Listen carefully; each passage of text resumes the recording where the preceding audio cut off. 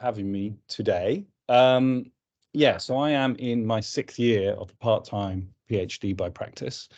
I am hoping to finish it in the autumn, so trying to finish the writing this side of summer and then go through Viva and so forth in the autumn. So I have this thing that I've been I don't know, working on for ages. And I guess so then this opportunity is quite an interesting way to reflect. I feel like reflection is a good thing at the moment. And I have a kind of set of slides that maybe summarize the structure of my PhD by practice, and then maybe some thoughts towards how I just need to twist it at the end as we are where we are now.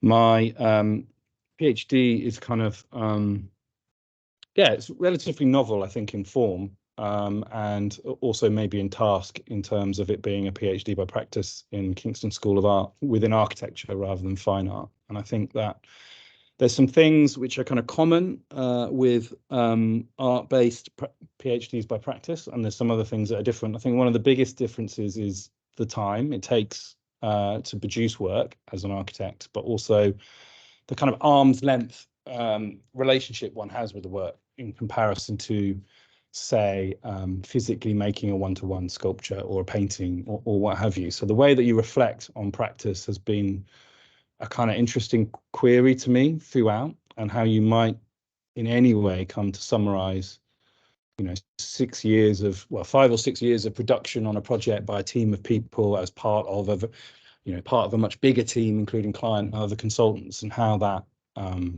might relate to what might be a one-to-one relationship between an artist and an object, and some of the spaces between that.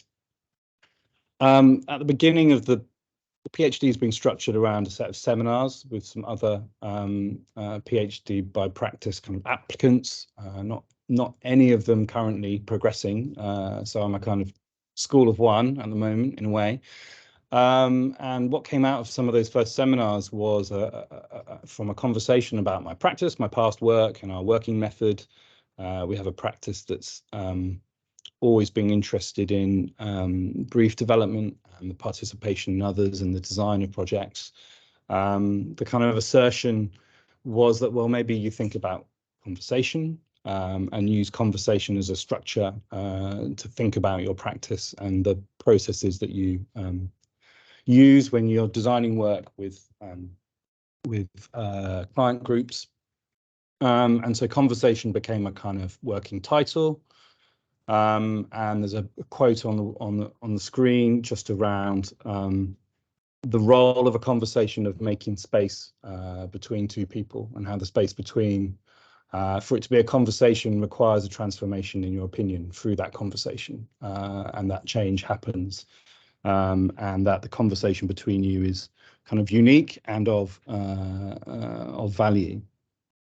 And then I guess looking at a PhD by practice, it becomes about the performance of rather than discussing the thing itself. It is about the performance of the service, or the act of being an architect, or a cultural practitioner or creative practitioner.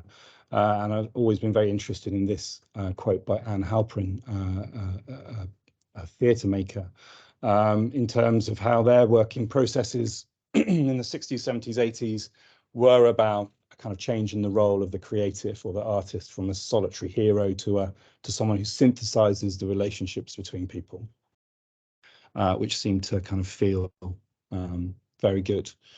In my kind of what's it called? In my description of the study that I'm going to do, these are a few key kind of messages. And I wanted to try and see if within this study, whether the kind of notion of architecture could benefit from a reflection through conversation, rather than the other aspects of architecture, rather than technology or history or other dominant themes around design, whether the act of conversation could change the way we talk about architecture, both in the past and in the future, as a way of kind of bringing new value.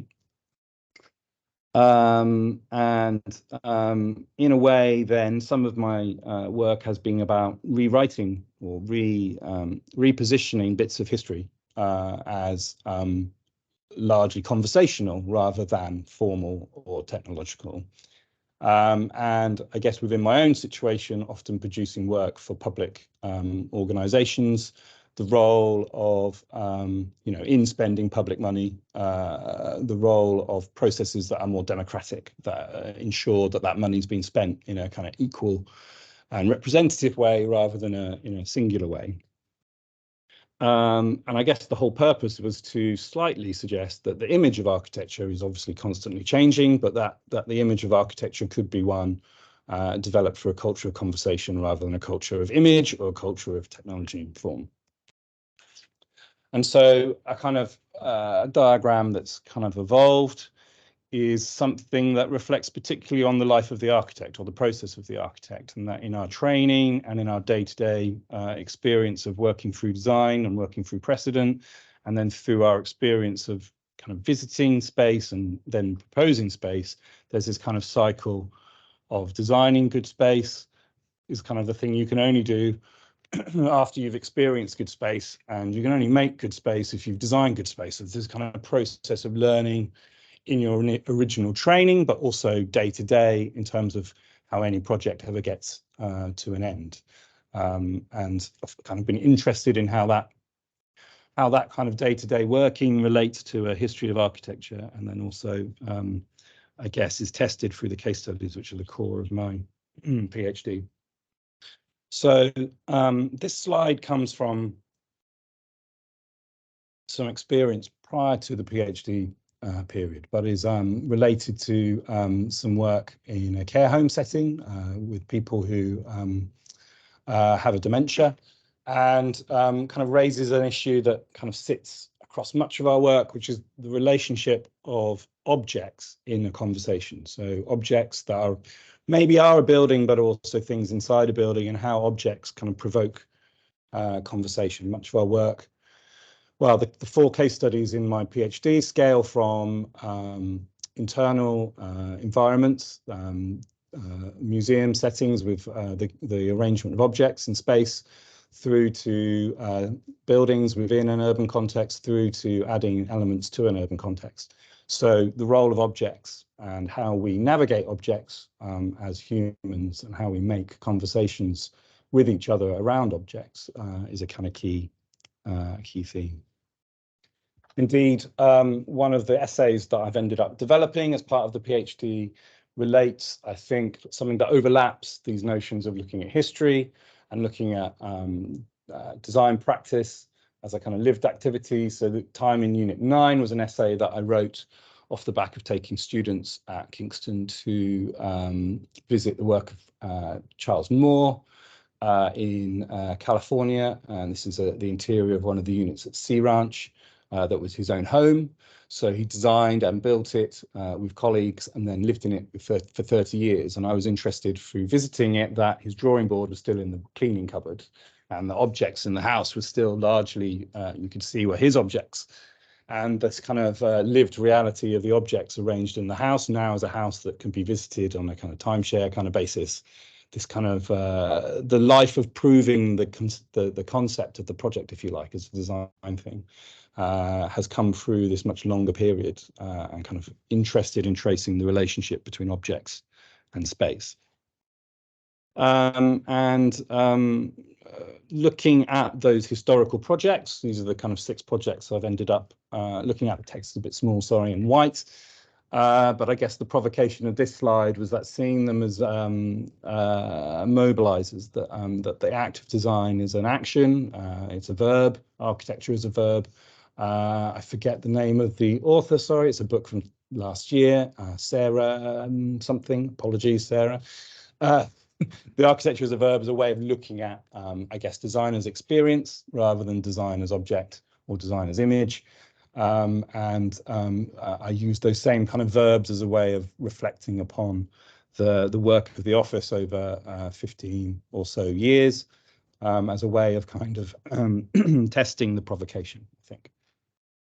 And so the research has kind of evolved as this kind of space that overlaps between the practice work at AOC, my interests in the history of architecture and kind of my experiences of learning through that, but also what I do in my kind of fractional post at Kingston. I teach half a week at Kingston across design studio, but also on the history and theory module now for fourth years. So kind of interested in how those things overlap. And of course, in my role in Kingston, doing more writing that relates to teaching and pedagogy than I may have done in the past around design practice. And so within the main core of the PhD, there are 4 study projects that all happened in the life of the project. So in 2018 or so, I identified 4 projects that I would kind of scrutinize, and I guess I've always struggled to understand how to make them present in the PhD. One of them is a community centre outside Reading that was won through a REBA competition.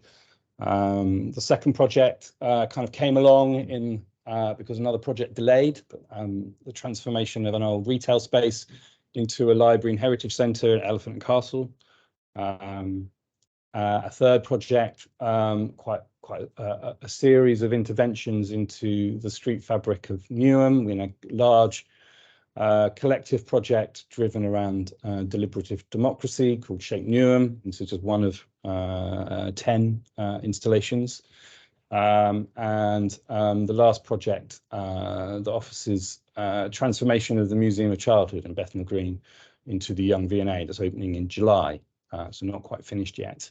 You know, each one of those projects starting at a before and having a almost conclusion or an ongoing relationship through the period of study.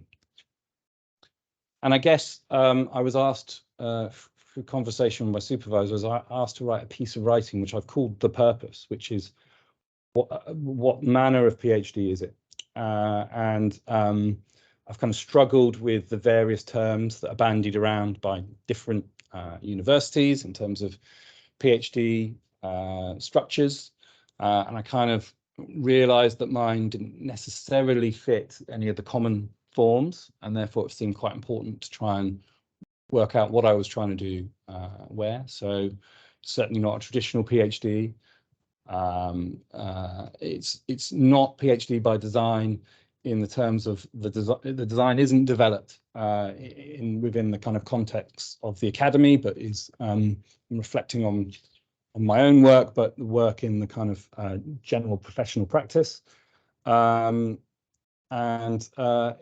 some ways, it's not just a practice-based PhD, and that the different parts of my PhD have ended up responding to the practice-based element. So in terms of learning lessons, if you like, from the case study projects, I've ended up doing pieces of writing that come from the overlapping pieces that come through them all, through the 3 of them kind of meshing on top of each other. So I've kind of ended up kind of calling it a post and during professional practice PhD, which I'm not sure what that means, but we could come back to that. And so the parts of the PhD, there's really 5 parts. There's the kind of main piece, which is what might relate most closely to a kind of traditional PhD form in terms of its parts. I've got also some other bits here. So this would be part 2, which is kind of the historical case studies, and then part 3, which is a series of essays that have come out of either the teaching or the case study work as a kind of response to the case studies. And sitting alongside that is part 4, which is almost like a formal portfolio of images and drawings of the 4 case study projects. And a part 5, which is a recorded presentation, a public lecture done at Oxford Brookes University a year or 2 ago. And then really going back to then what the research is again, it is that overlap, but the overlap in those different situations then also manifesting currently in different parts of the documentation. And again, looking for the knowledge to be in the way that they overlap and the way that I'm able to interpret between them, I guess, in the conclusion. I've been very lucky with that, I guess, by doing a 6-year process. You have time to process things and hopefully publish things, attend conferences, and get some peer review and some publications. So there's been, I've got 4 pieces of work either published or in process. So the first one being some past practice in this book by Matthew Butcher, which looks at the kind of published work of the Pair Journal, something I've contributed to since issue 1. And then that essay I described, Time in Unit 9, is a chapter in the Hybrid Practitioner book that came out a year ago, which was a very timely kind of opportunity to write slightly to the side of what I thought my PhD was. But by doing it, I kind of found some very useful territory that's become more central as we've gone on and kind of changed the nature of the conclusion somewhat. There's a couple of case studies. So this is a case study from one of the projects, which is a look at the co-design process that we did at the beginning of the transformation of the young V&A, and that's one of, I guess, 3 essays in the PhD about that project, and it's one that looks particularly at how we used co-design. And then currently out for peer review, a chapter on featuring the Shape Newham project that's really about deliberative democracy and how that might be a useful way of making decisions collectively for public works. So I kind of started the PhD thinking that really my job as an architect was to kind of make nice, beautiful buildings, and therefore the challenge sat somewhere between artifice, the way that you make those buildings kind of sit in situations, and the experience of those buildings. And I guess on the journey I've been on, what's become more important is this notion of definitely interpretation, but what I've ended up kind of calling more generally play, and play being a tool that we've used kind of significantly in the Museum of Childhood project, but more generally in the way that we develop resources for public engagement, that there is an element of kind of play in those relationships that you structure in those kind of semi-formal or formal contexts. You often come with a kind of kit of parts, some prompts, and some planned events that are, that are quite performative. So what started as being maybe the play of the architect between their experiences and their ability to design, I guess has kind of evolved through all of the things. I'm just speeding up to bring it to an end, into something that's much more a more general understanding of play, and the role of the architect as someone who carries kind of conversations that exist in the broader kind of cultural context, and that play really, or a conversational architecture, sits between all of our experiences of the designed world and that kind of conversation through culture that participation can be a part of. I think that's roughly where I am. So I'm interested in that conversation, that what I started with, conversation in relation to play, possibly transforming a static image to performance or more performative reading of the practice. If I'm interested in designing, making an experience, so co-design as play, co-production as play, interpretation as play. I've done a fair amount of reading around conversational art practice in relation to architecture, and I guess interested in how play can sit at different scales and times in the architectural process, both through design, making, and experience. And I guess ending with a notion that that is through this play, through what people would call interpretation, that what really exists in a culture kind of manifests and emerges through the doing of the work. And it kind of, through the way that we invest in a design process with others, you reveal things that otherwise would remain hidden, and that actually those things that you find are the things that change architecture, either on a site-by-site basis or a building-by-building basis, or within the notion of what meaning is within a broader practice of work. Thank you. Really rich talking us through. And if it's okay, we might just go to your talk. Yeah. We can have a really good conversation going in both talks.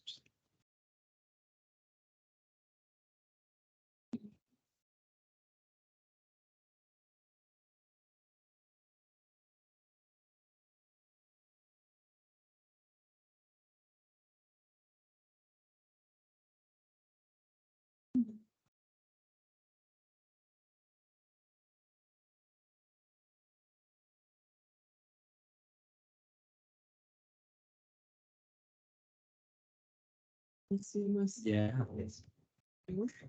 Okay, so my talk is going to be what's going to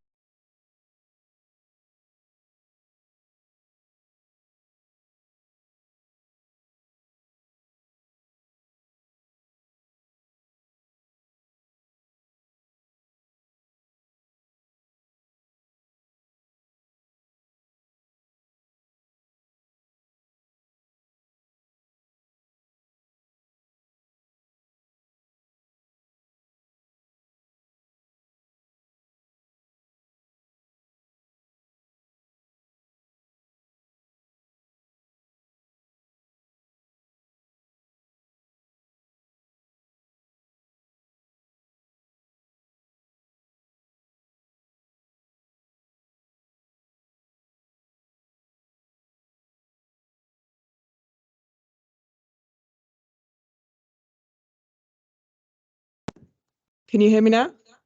Oh no. Yeah. Yeah. Is that better? Yeah. Yeah. Okay. Okay. So yes, background graphic design and visual communication, and my case study is a disused steelworks in my hometown in the northeast of England called Redcar. And the work is very much about looking at ways of capturing the moment of eradication of a heritage that is very much loved and hated by the local community. But it's got this 170-year history of iron and steel making in Teesside. And where it sits visually, it's just very interesting. It's got this industrial silhouette which sits along the coastline, and it's this sort of stark contrast between nature and industry. And what was quite lucky for me, very accidental, was during my first year, obviously when I started creating work in response to Dorman Long, the site was disused, so its future was unknown. We didn't know what was going to happen to it. During my second year, it was announced that they were going to demolish the site. So I became heavily involved in a campaign group to think of ways that we could retain the heritage assets and how we could incorporate them into the new developments that they were planning. And then in the third year, the site was demolished. So I've been quite lucky in following this whole process. So yeah, the two main heritage assets that I was looking at were the Dorman Long Tower and the Redcar Blast Furnace. They're very iconic structures, and they're held quite dearly to the local communities and the former steel workers. So in the first year, I began looking at ways of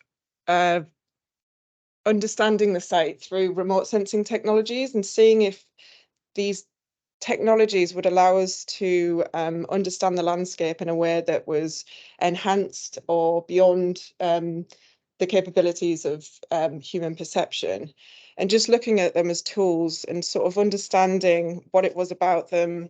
In particular, the process of photogrammetry. So I was looking at satellite imagery, softwares like Google Earth and NASA Landsat, and then looking at 3D renders in programs like Google Earth Studio, and how they were gathering these 2D photographic images, and through a structure from motion algorithm, rendering them into 3D models. And I became interested in, what the difference was. Was there a sort of there was an attempt to have this exact representation of what was there in reality, but in actual fact, there were things that started to reveal themselves within the 3D models that became quite interesting. Yeah, so I was playing around with things like terrain mapping softwares, just to initially to understand the landscape as a whole and T-Sport as a whole, and just seeing what the technologies could reveal. This is Google Earth Studio, which allows you to create an animation yourself, a sort of fly through of the site. I just found it interesting that it's sort of, there's this like extreme compression of space and time when you're using the program, and you can sort of view the site in ways that would never be afforded in person. So this became quite interesting. There was a point where when I was looking at this site through Google Earth, what I noticed was, as the program was attempting to fill in the gaps that were missing at the moment of initial capture, there were these wonderful glitches and gaps that were appearing. And you could you could break through the scaffold of the 3D model. I'll just read a bit that I wrote on that. So it's what was interesting when using Google Earth was for what the structure from motion algorithm did when the data was not available from satellite or drone. The user transcends beyond the limits of the interface. The program can be understood as a spatial critical medium, perhaps. Space is transformed from a 3D representation into an augmented virtual environment. There's a moment of transformation as we break through the scaffold. The perspective of the Dorman Long site breaks beyond the 3D model. If the user continues to zoom in when confronted with the blast furnace, the structure appears to break and the user appears at once to be situated inside the technological processes of the program. We become located inside the missing pieces, and it's almost like a no man's land or a void space. But in terms of the creative practice, there was similarities with this and the ways in which the society and the community and the former steelworking communities were experiencing this breakdown, as well as they were witnessing the eradication of the landscape of the steelworks and the surrounding areas. So this is what I was really wanting to capture more, was this idea of, okay, I've got this technology that's allowing me to sort of understand the site, or reveal something, or have a sort of enhanced perception of the site, and perhaps it could allow us to, I don't know, see something or understand the site beyond the ways in which we were at present. But I was missing that human factor. So I felt like I needed to work with people who knew the site on a more personal basis. I'll skip to that bit now. So I basically ended up building this 3D model, which is the core of the furnace. And the core of the furnace was the proposed structure that would be retained and incorporated into the new developments. And this was built for conversations that we were having with the developers and the stakeholders, the local governments. So I was involved in a campaign group called Save Our Steel Heritage, and it was made up of myself. There was another PhD student from Newcastle whose interest was in placemaking. There were former mayoral figures. There was government people who were previously involved in the local government, and there were heritage enthusiasts and academics as well. So we all sort of banded together to try and think of ways to retain the structure.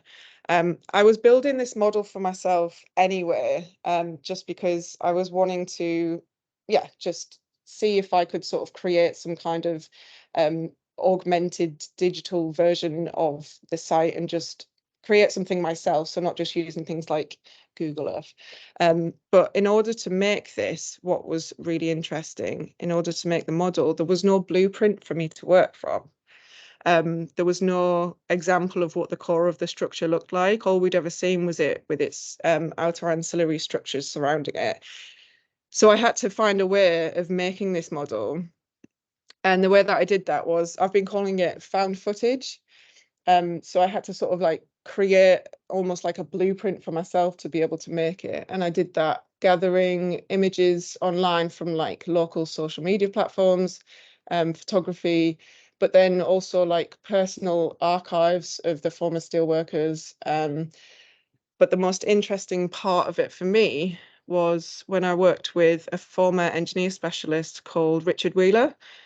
And during lockdown, me and Richard spent many hours back and forth on Zoom. And Richard would talk me through his experience and his knowledge of the blast furnace site. He spent more than 30 years working there. And he would draw me these lovely hand-drawn sketches explaining to me what the core of the furnace would look like, what the cast house floor was like, what the workings were like. And we would have this sort of back and forth where he would share with me just basically trying to help me understand ways that I could put together this blueprint. But whilst he was doing it, he would give me these personal anecdotes and stories of his experience of working there. So this then allowed me to build this really janky looking blueprint for myself, to then create the model. And then without meaning to, the model ended up directly influencing the decisions that were made whether to retain it or not. And we got quite a lot of attention in local and national media, and we were on BBC with it, which was really cool. I don't know if that'll play any sound, but the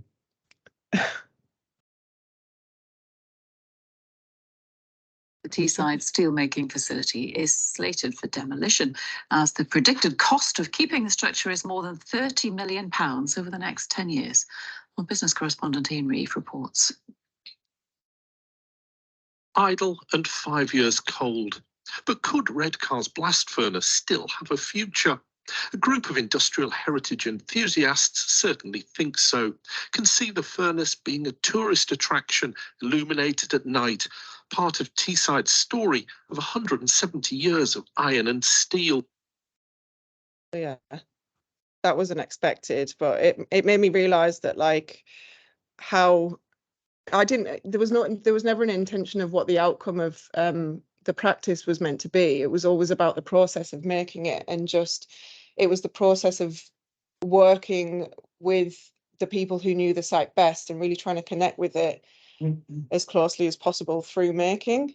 And then yeah, this just happened to be a way that I could see actually the act of doing that could directly influence or help, you know, the decision that was made of what was going to happen to the future of the site. And yeah, it was really unexpected. But what I found was, so I think of this 3D model as almost like my second method, and the first method being the sort of gaps and glitches and using those kind of satellite ways of looking at the landscape and the ways that photogrammetry was being used in these structure from motion algorithms.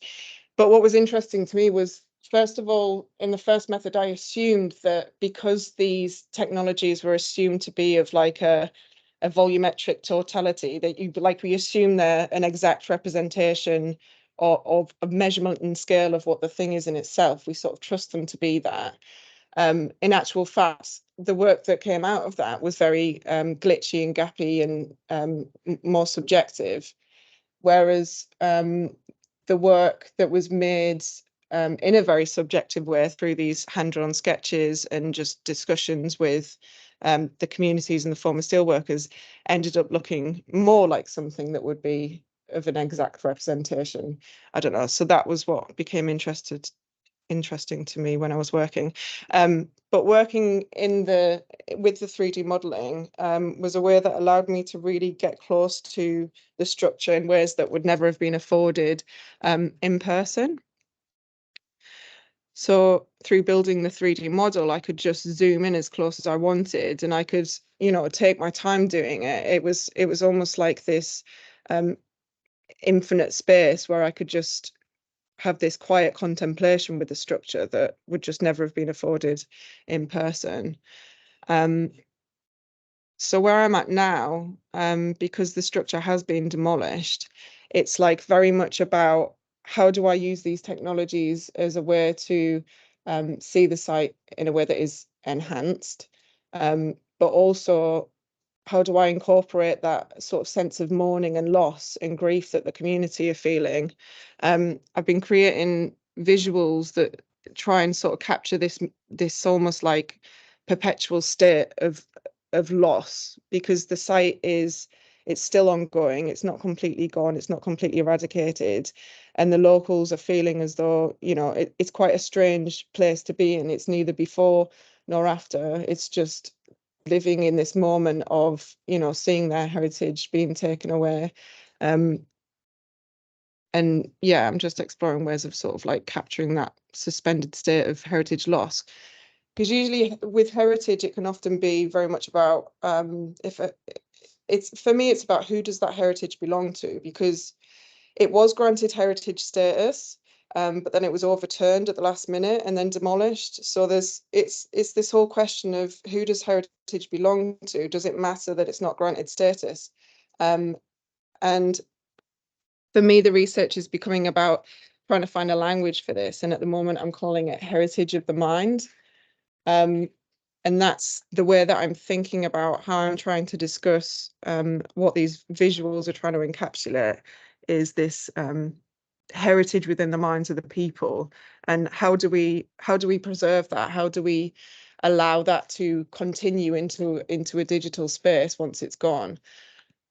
At the moment, I'm playing around with 3D environments for VR, to think of ways that this can continue in the digital, perhaps having a space of mourning or reflection that people can visit and come to terms with the loss of the blast furnace.